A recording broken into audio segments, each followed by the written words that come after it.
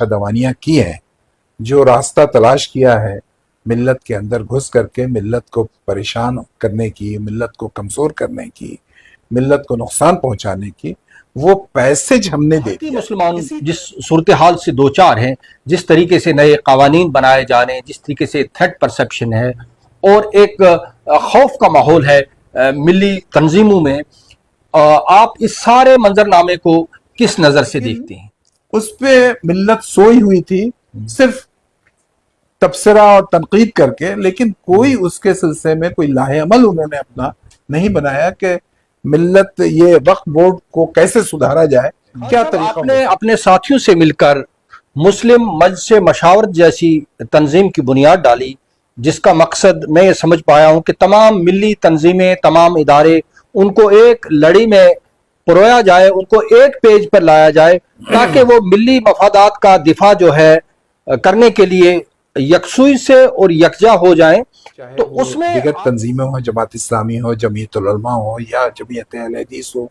या शिया कम्युनिटी के लोग हों, या फिर बरेलवी मकतबा फिक्र के लोग हों, नतीजे के तौर पे ये सूरत हाल बदलती चली गई और अंदरूनी खुलफशार में मुशावरत मुब्तला हो गई। ये मिल्लत का बहुत बड़ा खसारा है और जिसके नतीजे में आज मुशावरत बहुत बामाना नहीं, बंदी जो है ना, ये किसी भी लिहाज से ये मिल्लत के मफाद में नहीं है।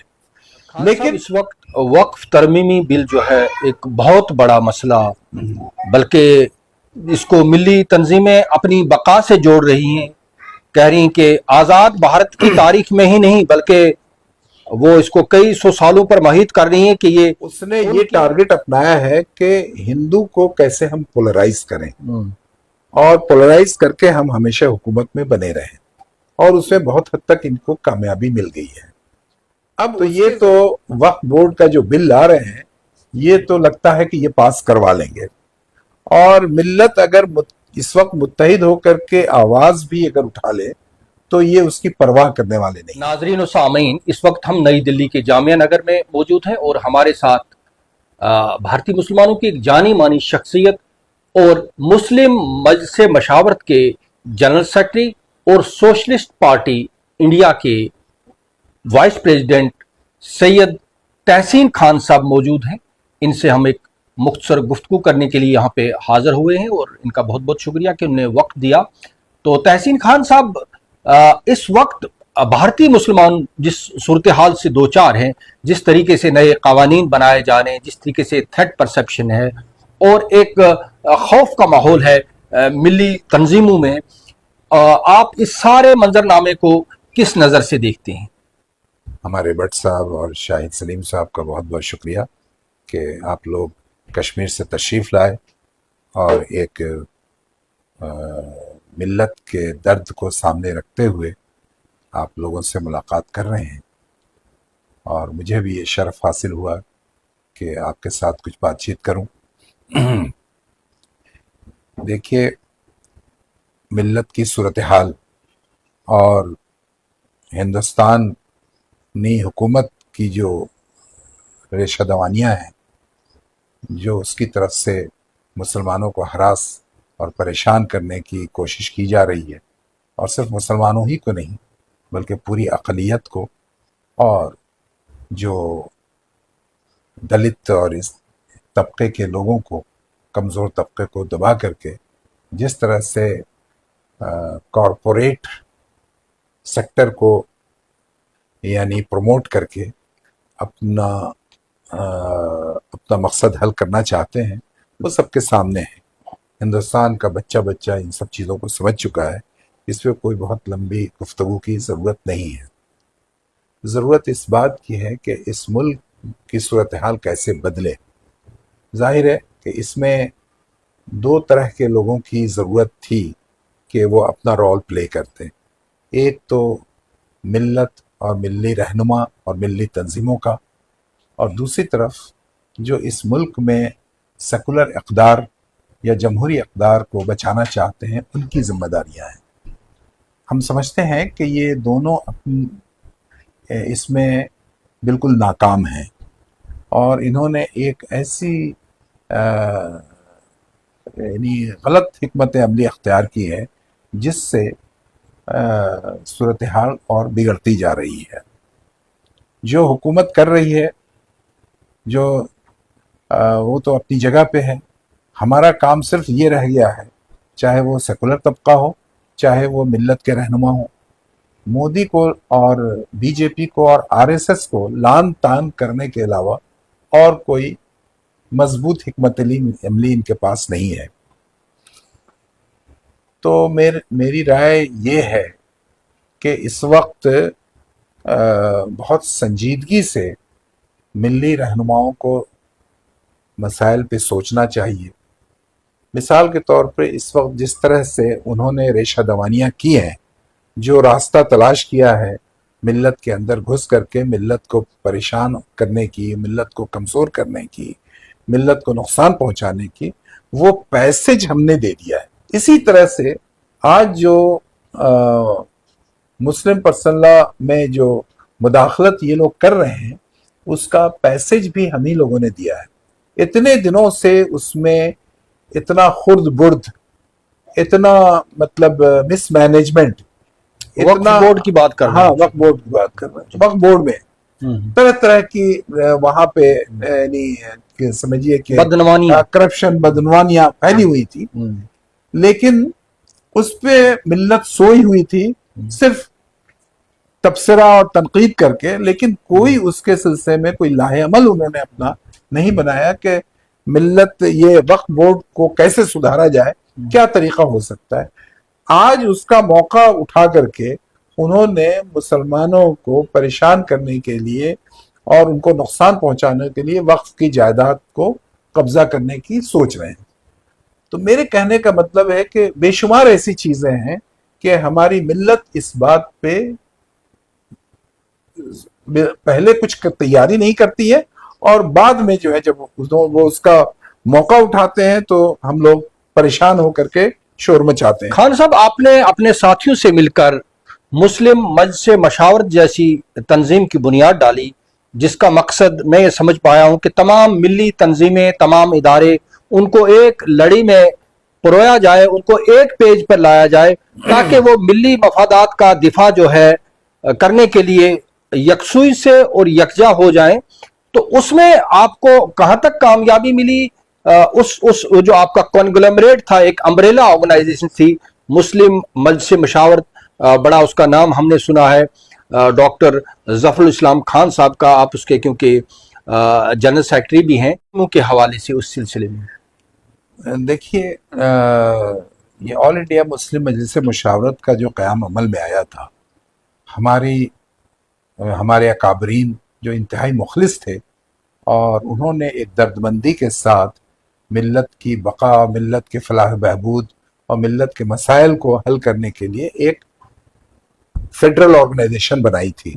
ہوتا یہ تھا کہ چاہے وہ دیگر تنظیمیں ہوں، جماعت اسلامی ہو، جمعیت العلماء ہو، یا جمعیت اہل حدیث ہو، یا شیعہ کمیونٹی کے لوگ ہوں، یا پھر بریلوی مکتبہ فکر کے لوگ ہوں، ان کے امبریلا کے اس میں، ان کے سائے میں پوری ملت اکٹھا نہیں ہوتی تھی، جمع نہیں ہو پاتی تھی، سب الگ الگ سیکٹ میں بٹے ہوئے تھے. تو ان لوگوں نے، یہ تمام لوگوں نے بیٹھ کر کے سوچا کہ کیوں نہ ایک ایسی فیڈرل باڈی بنائی جائے جس کے تمام لوگ اس کے ممبر ہوں، اور ہم لوگ ملت کے ایک اجتماعی مسائل پہ، مجموعی مسائل پہ بیٹھ کر کے تبادلہ خیال کریں اور ایک لاہ عمل طے کریں اور حکومت پہ دباؤ ڈالیں اور اس کو حل کرنے کی کوشش کریں. اس کا بہرحال کچھ فائدہ تو ضرور ہوا اور ایک وقت تک ہوا، لیکن جیسے جیسے وقت گزرا بدقسمتی سے مشاورت جو ہے ایک انتشار کا شکار بھی ہوتی رہی، اور اس مسئلے کے حل کرنے کے بجائے وہ اپنے ہی اندرونی خلفشار میں مبتلا ہو گئی، جس کی وجہ سے وہ کمزور سے کمزور تر ہوتی چلی گئی. دوسری طرف جو ملی جماعتیں تھیں وہ بھی اتنی مضبوط ہو گئیں کہ ان کو کوئی بہت فکر نہیں ہوئی کہ مشاورت مضبوط ہے یا نہیں ہے، یا مشاورت کمزور ہو رہی ہے، اس کی کوئی فکر نہیں ہوئی. نتیجے کے طور پہ یہ صورتحال بدلتی چلی گئی اور اندرونی خلفشار میں مشاورت مبتلا ہو گئی. یہ ملت کا بہت بڑا خسارہ ہے، اور جس کے نتیجے میں آج مشاورت بہت بامانہ نہیں رہی. کچھ صورتحال کے پیش نظر اس وقت مشاورت دو حیثیت میں ہے، جس کے ہمارے سربراہ سمجھ لیجئے کہ فیروز انصاری صاحب ہیں، اور دوسری طرف جو ہے وہ ڈاکٹر ظفر اسلام خان صاحب ہیں، اور میں اس کا ورکنگ جنرل سیکریٹری بھی ہوں. لیکن یہ دو مشاورت جو بنی ہے، جو ان کو رول پلے کرنا چاہیے، جو مقصد حل ہونا چاہیے، اس میں ابھی ہم لوگ بہت کامیاب نہیں ہیں. اور اس کامیابی کے لیے جب تک کہ پوری ملی جماعتیں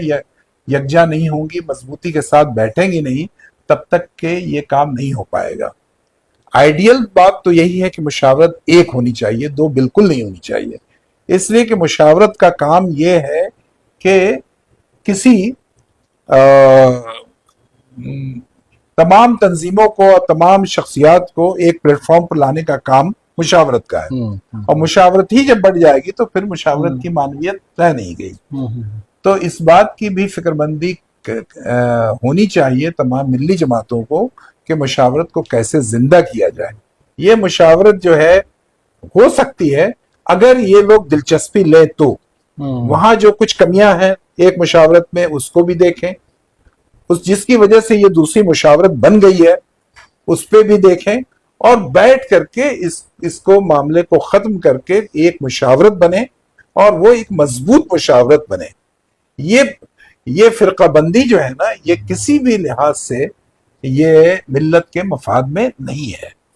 لیکن اس کے علاوہ کوئی دوسرا راستہ نہیں تھا کہ ایک طبقے کے لوگوں کی بات نہیں مانی جا رہی تھی، ان کو سمجھنے کی کوشش نہیں کی جا رہی تھی. وہ لوگ جو کچھ کر رہے تھے وہ اپنی سمجھ سے کچھ اور کر رہے تھے، دوسرے لوگ اس سے مطمئن نہیں تھے. بہت سارے لوگوں کو اس بات کا قلق تھا کہ ممبرشپ سے وہاں سے نکال دیا گیا، ہٹا دیا گیا، اور تو اس بے چینی کے تحت جو ہے نا ایک دوسری مشاورت بنانے کی ضرورت پیش آئی. لیکن اس بننے کا نقصان بھی ہے ملت کو کے مفاد میں، یہ نہیں ہے. تو ملی جماعتیں بیٹھ کر کے سوچیں جلد سے جلد. ایسا نہیں ہے کہ جب الگ ہوئی ہیں، اس سے پہلے بھی ایک بار مشاورت دو ہوئی تھی، یکجا ہو گئی تھی. ابھی بھی موقع ہے، جب سب لوگ بیٹھ کر کے بات کریں گے تو اس کا حل نکلے گا. لیکن لوگ تنقید زیادہ کرتے ہیں اور اس کے حل تلاشنے کی کوشش کم کرتے ہیں. خان صاحب، اس وقت وقف ترمیمی بل جو ہے ایک بہت بڑا مسئلہ، بلکہ اس کو ملی تنظیمیں اپنی بقا سے جوڑ رہی ہیں. کہہ رہی ہیں کہ آزاد بھارت کی تاریخ میں ہی نہیں بلکہ وہ اس کو کئی سو سالوں پر محیط کر رہی ہیں کہ یہ ان کی بقا کے لیے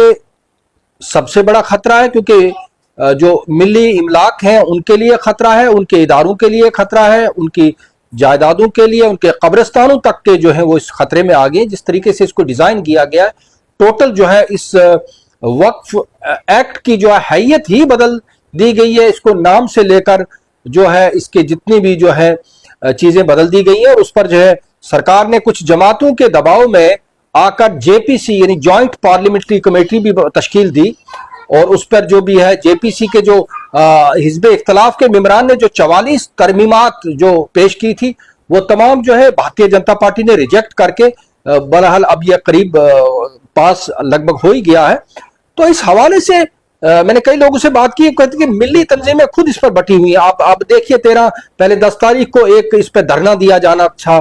پیسفل، اس کے بعد اس کو 13 کر دیا گیا، اب 17 کر دیا گیا. آپ سمجھتے ہیں کہ ملی تنظیمیں اس طرح کے سنگین مسائل کو نمٹنے میں کوئی حکمت کا وہ استعمال کر رہی ہے؟ وہ ایک پیج پر ہے. کیا یہ قانون اپنے آپ میں کتنا بڑا خطرہ ہے، اور کیا ملی تنظیمیں اس سے نپٹنے میں کامیاب ہوں گی؟ جیسے کہ آپ بتا رہے کہ وہ ایک پیج پر آنے کے لیے تیار نہیں ہے، ان کی انا، ان کا ایگو کہیں نہ کہیں ہرٹ ہوتا ہے. تو یہ پھر کیسے یہ ملی مفادات کو تحفظ دے پائیں گے؟ دیکھیے، یہ جو ہے آپ کے وقف کے جو املاک کا معاملہ ہے یا وقف بورڈ ہے، اس میں جو ان کی مداخلت ہے ہو رہی ہے، دیکھیں حکومت کیا کر رہی ہے؟ حکومت یہ کر رہی ہے کہ ان کے پاس میجورٹی ہے، اور یہاں جو ہندو کمیونٹی ہے اس کی تعداد مور دین 70% ہے، تو اس نے یہ ٹارگٹ اپنایا ہے کہ ہندو کو کیسے ہم پولرائز کریں اور پولرائز کر کے ہم ہمیشہ حکومت میں بنے رہیں، اور اس میں بہت حد تک ان کو کامیابی مل گئی ہے۔ اب اس کے ذریعے سے حکومت جب کوئی چیز بن جاتی ہے تو اس کے لیے بہت آسان ہو جاتا ہے کہ وہ مطلب عدلیہ کو بھی مینیج کر لے، وہ بیوروکریٹس کو بھی مینیج کر لیں، اور دیگر جو ایجنسیز ہیں وہ سب کو یہ مینیج کر لیتی ہے۔ اس کے لیے یہ کام بہت آسان ہو جاتا ہے۔ تو یہ تو وقف بورڈ کا جو بل لا رہے ہیں یہ تو لگتا ہے کہ یہ پاس کروا لیں گے، اور ملت اگر اس وقت متحد ہو کر کے آواز بھی اگر اٹھا لے تو یہ اس کی پرواہ کرنے والے نہیں ہیں۔ آپ نے دیکھ لیا کہ یہ جو این آر سی اور سی اے کا جو اتنا بڑا ایجیٹیشن جو ورلڈ میں ایک ریکارڈ کے طور پہ ہے، اتنا بڑا کوئی ایجیٹیشن نہیں ہو سکتا، لیکن اگر اس کے نتیجے کے اعتبار سے دیکھا جائے تو بہت معمولی سا فرق ہے، اور وہ اپنا کام کر گزرے۔ اس کے مقابلے میں سکھ کمیونٹی کے لوگوں نے جو کوششیں کی اس میں انہوں نے اپنے کسان ایجیٹیشن میں انہوں نے اپنی بات کو منوا لی، تینوں قوانین کو منوا لیا انہوں نے۔ تو یہ تو چاہتے ہیں کہ ہم کوئی چیز لائیں، کوئی بل لے کر کے آئیں، اس پہ ایک ہنگامہ ہو، وہ بھی ان کا ایک ذریعہ بنتا ہے پولرائزیشن کا۔ اس وقت جتنی باتیں وہ ہم ملی جماعتیں کر رہی ہیں اس کو وہ اپنے لیے استعمال کر رہے ہیں پولرائز کرنے میں۔ تو ملت کو چاہیے یہ کہ جب بھی کوئی ایسا بل آنے والا ہو اس پہ پہلے سے غور و فکر کر کے اس کو پہلے ہم لوگ خود سدھار لینا چاہیے۔ وہ جو جس طرح کی باتیں پھیلا رہے ہیں کہ اس میں یہ کمیاں ہیں وہ کمیاں ہیں، تو اس کو پہلے ہم لوگ حل کر سکتے تھے، وہ کوئی ایسا مسئلہ نہیں ہے، پوری ملی جماعتیں اور قیادت بیٹھ جاتی تو اس پہ ہم لوگ خود سے ایک لائحہ عمل طے کر سکتے تھے، لیکن وہ نہیں کیا۔ اس وقت ماس موبلائزیشن کی بات ہو رہی ہے، یعنی ماس موبلائزیشن سے میری مراد ہے کہ ملت کو موبلائز کرنے کی بات ہو رہی ہے، لیکن اس کا کوئی بہت زیادہ وہ پرواہ کریں گے نہیں، ورنہ اس کے دباؤ میں وہ آئیں گے، لیکن بلکہ وہ وہی چاہتے ہیں۔ لیکن بہرحال ہمارے پاس کوئی دوسرا اس وقت کوئی آپشن بھی نہیں ہے، اس لیے وہ کر رہا ہے۔ تو اس سے زیادہ اور کوئی ہم نہیں سمجھتے کہ کوئی اور صورت ہو سکتی ہے۔ تحسین خان صاحب، ہم سے گفتگو کرنے کے لیے بہت بہت شکریہ۔